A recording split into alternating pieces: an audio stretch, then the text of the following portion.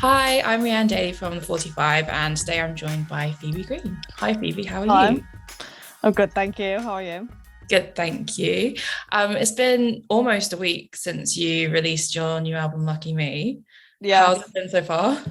it's been amazing. It's very overwhelming. Like, I don't really know what I expected, but yeah, it's been quite pleasantly surprising to see how much, especially love from like press it's got. That's what I didn't like expect as much of, but it's been insane.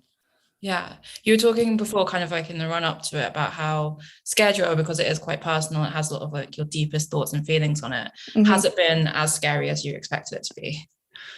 Um, no, no, it hasn't. Like, I think people have been very reassuring and understanding. I think I feel way more connected to my audience now because I think there's actually way more of a shared experience than I initially realized. And I think I was very reluctant to write about such specifics in terms of like what I've experienced because I thought like I was scared of like alienate people or people wouldn't be able to connect with it. But I realized like people actually empathize more, like the more specific you are. So it's been amazing. Has that kind of emboldened you to do more of that and be more specific on the next stuff that you write and release? Yeah, definitely. I think so because I know that I love when artists are like super upfront about things. So I think yeah, there's a lot of things that have just definitely solidified my intentions to keep doing this. So This album is kind of turning your lens more on yourself and your relationship with you instead of other people. When you first started writing like that, was that kind of like a bit of a process to get used to or to kind of allow yourself to open up fully in that way? it was really strange because like I think it wasn't necessarily intentional. It was Mm. just like a product like of my environment at the time. Because I guess like I didn't start writing in lockdown, but all of the things I was experiencing were kind of like I was processing them during lockdown.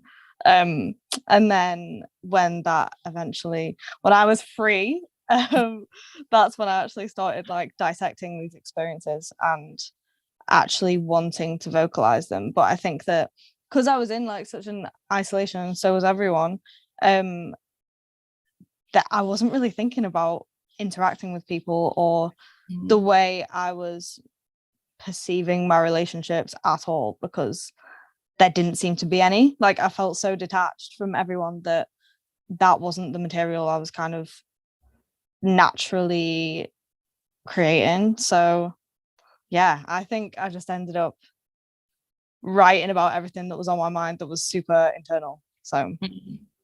Do you yeah. find that usually like in normal times that your inspiration would have come from like interactions or things that people said to you and stuff like that? Yeah, definitely, because I'm such an overthinker as it is, and I will analyze every single social interaction to such an extent that like I felt like it came so naturally to me to write about it. And it's way less vulnerable to be an observer. Like you Mm. don't have to really tap into anything to like think and talk about other people. Like obviously it's still a projection of yourself, but it's not like a yeah, it doesn't feel as scary or exposing. But yeah, I think as well because when I was younger, I wasn't as in touch with my feelings because I didn't have to be and I didn't want to be. And I Yeah. think as I get older, that is something I'm really trying to work on, like actually acknowledging the way I feel about things. So it's been definitely helpful for me to be able to write about it.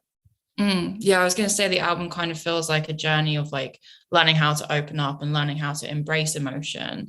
Mhm. What has that journey been like for you as you've been like going through I mean, it's been hell. Like it? I hate every second of it, but I think it's definitely made me feel like a stronger sense of identity because I think when I was growing up, I was so kind of embarrassed of how kind of like hysterical I was. Like I always felt things so deeply, and because I wasn't really seeing that around me, I felt like I had to kind of like shut it down, like stop acting like that, stop like crying at every film you watch. Like it's not normal.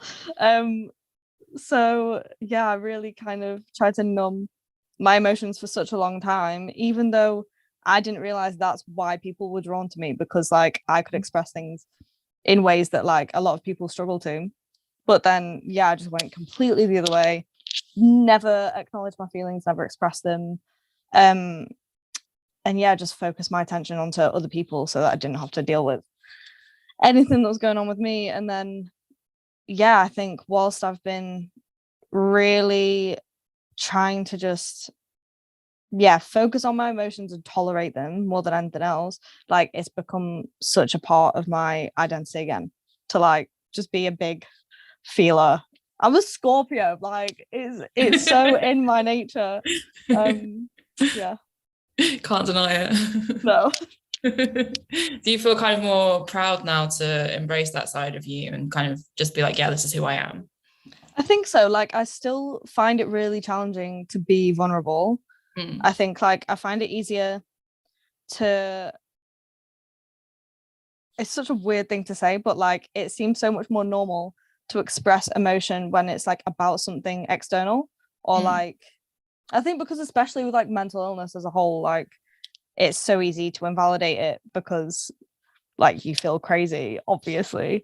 So yeah, it's easier to respond to things that aren't just in my head, but I think it's nice to be able to validate myself now and be like, okay, I feel this way because of this and this and this and this, and I'm not just like overreacting to everything. Like, yeah.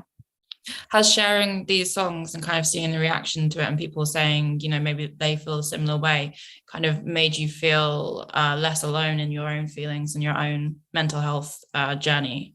Yeah, definitely. I think because I think again, like in lockdown, I felt so alone and so kind of like no one was ever going to understand, and that's why there's no point even talking about it. I think now, like, yeah, it's just become so apparent that so many people feel the same thing, and I'm not fucking special. Like, it's kind of nice to know that, like, yeah, it's a good thing. Yeah. What would you say, given that this album is so personal, that is the biggest thing you've learned about yourself through making it?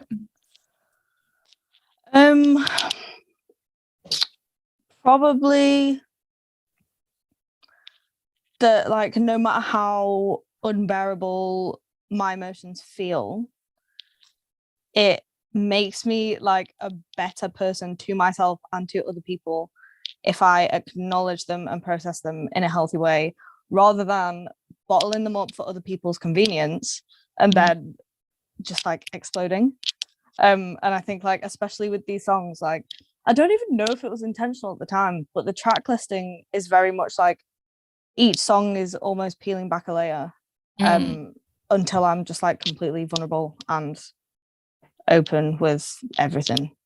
Yeah, I like that about it. It does feel like you're progressing as you kind of listen through it, which is nice. Did you kind of feel like, you mentioned you were bottling up emotions before as a way to kind of not or deal with them or not deal with them? Did you find that suppressing those feelings and those emotions kind of suppress you creatively as well? Definitely. Oh my God, I could not write for like, I want to say like nearly a year because I literally wasn't feeling anything. And I think that like that disconnection from my own kind of like mind and body meant that like there was literally nothing, there was no material, there was nothing for me to even, I don't know, talk about. So yeah, there was definitely nothing for me to write about or feel that like represented me in any way. So yeah, like never a good thing. Would not recommend it. When you stopped suppressing things, did you kind of feel like you were exploding with ideas then? Absolutely. Like once I started writing, I've started writing this album around a year ago, and it was finished, recorded by December, like the end of December. Yeah, like once I started, like that was it. And even now, like I haven't been able to stop writing since, which is such a good thing for me, because I honestly, like in that time that I couldn't write, I thought that was it.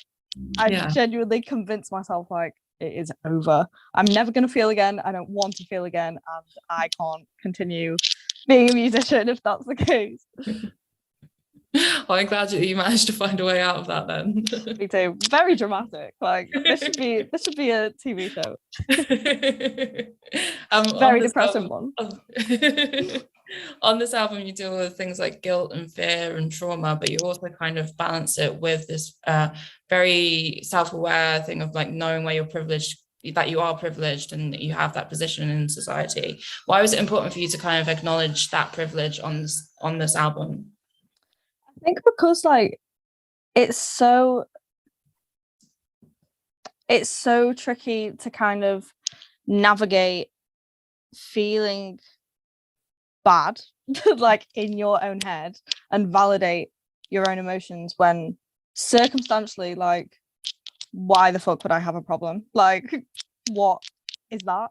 And I think I always felt just very embarrassed and very ashamed that like there is always someone worse off, and like I do have it pretty good. Great upbringing, love my family, like everything, yeah, has been great for me growing up, but that does not mean that things aren't gonna happen to you and aren't gonna ruin a lot of things that you have like worked to build for yourself. So I guess like I needed to acknowledge it for myself so that I could stop invalidating everything that I'd gone through, like despite the privilege, but still it is important to just know your privilege and know that No, I agree. Was there ever a point where like you kind of considered not releasing some of these songs because of that kind of like guilt of like having the privilege and feeling that you shouldn't be like feeling this way about things? I think so, yeah. And I think that was a lot of the reason why I did kind of not want to release anything that was too emotional, because it's like I don't like people feeling sorry for me, and I think that's why I hide it a lot with humor. Like in the songs, like even the saddest ones, I feel like there's always an element of like, yeah, but I'm still a dickhead. Like I feel like there has to be something to balance it out a bit, but I think it's also just a big fear of vulnerability. And yeah, I think because of like the trauma and all of that stuff, like because I have been like a victim in a sense of like specific situations, I've never wanted to be viewed as a victim, like in any sense. So I think that's why I kind of try and like not acknowledge the sadness and like tell people like, yeah, it's chill, like it's funny. You have the album title Lucky Me tattooed on your hand. How long have you had that for? Definitely less than a year, and I can never remember what came first. Like that's like I keep trying to think about it, and I feel like the tattoo came first and then the song, and then I was like, it makes so much sense for the album to be called Lucky Me, because I feel like it's such a double-edged, like it's half a joke, but it's half like I actually am very lucky to still be here. So yeah, bit of both. Yeah. Why did you want to get that tattooed on your hand in the first place? I think because like it is just a constant reminder, like even if I'm in my own head and like kind of experiencing like these episodes where I literally just think that like I don't know, that I can't see out of like sad, awful feelings, I can literally just be like, oh my god, like I'm fine. It's kind of like a grounding thing. Like I feel like that sounds so like whatever, but it does like really bring me out of dark headspaces a lot of the time. But then also like I do just think it's kind of funny. It looks cool as well, so. Exactly. That's the whole point. That's the only reason I got it. You have a few other tattoos. Would you say that they are also kind of reminders to yourself about different things? Yeah, definitely. I've got this one. Wait, can you see it? Yeah, nothing changes if nothing changes. That's a lyric from Crying in the Club. But like it's so I feel like it kind of is so cringe to like have my own lyrics tattooed. But I made a TikTok about this. Like I think it's like it means so much more because they're like thoughts that I've had based on experiences, and they all have like a memory behind them. Like my mum says that to me all the time because she saw it on Instagram. And she was like, Phoebe, like you really need to get out of these like habits of like self-sabotage and then like feeling guilty for self-sabotaging and then self-sabotaging again. Like if you do not change your behavior, like the outcome is not going to change. So you need to change something or nothing will change. So that's a good one. Yeah, I feel like all my other ones are pretty significant. I have mine all mine on my chest, just as like a reclaiming my body, and like yeah, I feel like they are all pretty significant. I love that. That's so nice. On this album, the first song I think you wrote was Clean. How did that kind of kickstart the rest of the record? It's so weird because of all the songs, I feel like that one is so like different. So Yeah. it's the only one that has like it's the only one I wrote on guitar off the whole album. I think it was probably the first one. It was the first time I kind of like felt inspired to write about something. Because yeah, it was the only thing I was really experiencing. But yeah, I feel like it set the tone of like vulnerability. It's like, right, we're gonna just talk about it. We're just gonna do it. Like, um, so yeah, but I think as soon as I got that song out of the way, I was able to write the songs I wanted this album to be, because I think I was so intent on writing like radio singles because I was like, I need to do that. Like, I haven't really done that yet, or I've kind of resisted it a bit because I was like, oh well, I want my songs to be like alternative and like and then I was kind of just like you need to try, you need to at least try. So I couldn't write these upbeat happy songs until I got like the sad one off my chest. So yeah, I feel like if anything, it didn't necessarily inspire them, but it like cleared the way for the rest of them to happen. Nice. It's like the kind of the rain clearing the way for the sun to come out. Yeah, exactly. Nice. Kind of given that this album is about opening up and kind of learning to let go in a way, what would you say is the song that had the biggest impact on you being able to do that in terms, whether that's like in the studio, when you were writing or recording, when you're playing live, now that it's out? I would say two different ones. I think even though Clean is like a sad song, it wasn't really saying anything I'd never said before. I think Die Die Die emotionally really was like, we are going to talk about the worst things that have ever happened to you, and then everything's going to be easy. Like, you write that and then it's done. You don't need to like let it bleed into every other song. I think that's what I was afraid of. I was like, once I open up about this, what if every song becomes about it? And that just wasn't the case. Like as soon as I wrote that song, I was like, okay, well, that's not my whole life. Like I can write about like fun stuff too. So then I think writing Make It Easy was so important for me to do because it made me realize I can write like cool pop music, and it doesn't have to involve a guitar, and it doesn't have to be super dark either. Like, yeah, that was just the song that kind of kickstarted like the upbeat kind of new sonic environment for me to exist in. What was that transition into pop kind of like for you? Because obviously before this album, you were more known for indie songs and guitar songs. Kind of did you feel like you couldn't do pop before that, before this album? Yeah, kind of, because I think even going back to the whole like me not acknowledging emotions, like I thought that pop would be too exposing. Like if there's nothing to hide behind, um, yeah, that really terrified me because I think, especially when making kind of like alternative indie music, like there are so many sonic elements that can disguise like how vulnerable the actual subject matter is. So I think I was super afraid of pop because I was like, well, if I do pop, it kind of all becomes about me and what I'm saying. Um, but yeah, luckily I got to the place where I was like, well, this is a good thing because I actually know who I am now.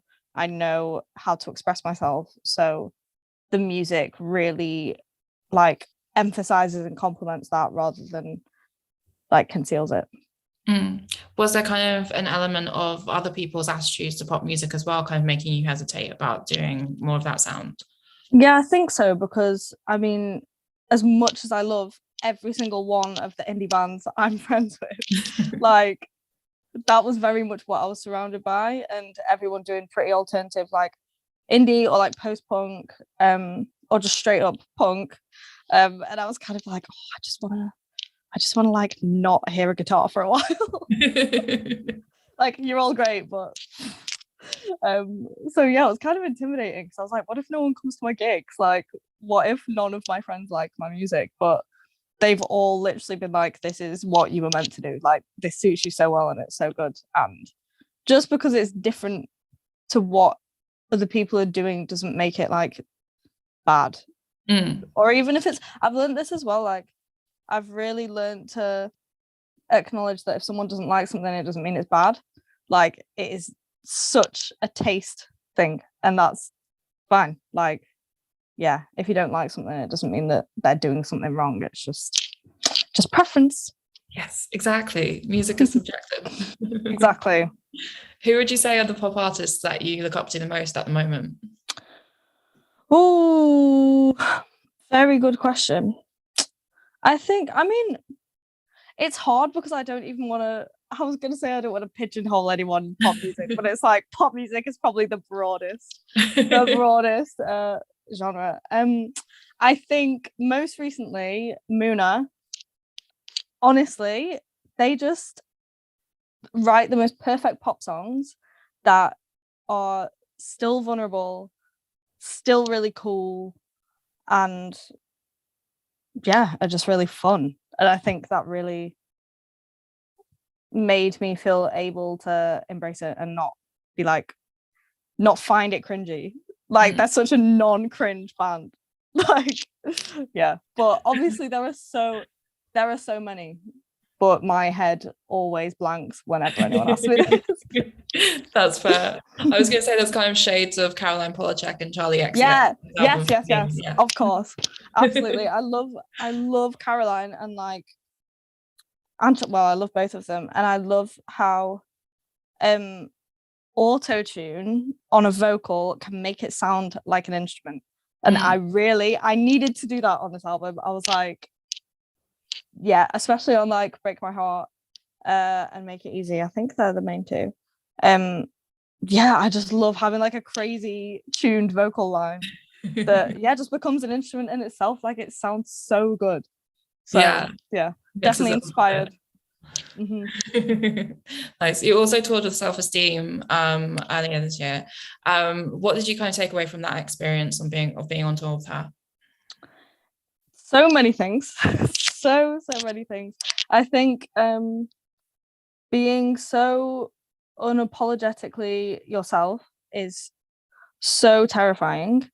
Um, especially when like the music exposes so much already, kind of not shying away from that and being bold about it, and also bringing humor to it, and like just being super connected to the audience. Because I think I was so tempted to, especially with singing these songs, I was like, right, I kind of can't talk to the audience, or I have to have my eyes closed the whole time because it's so scary.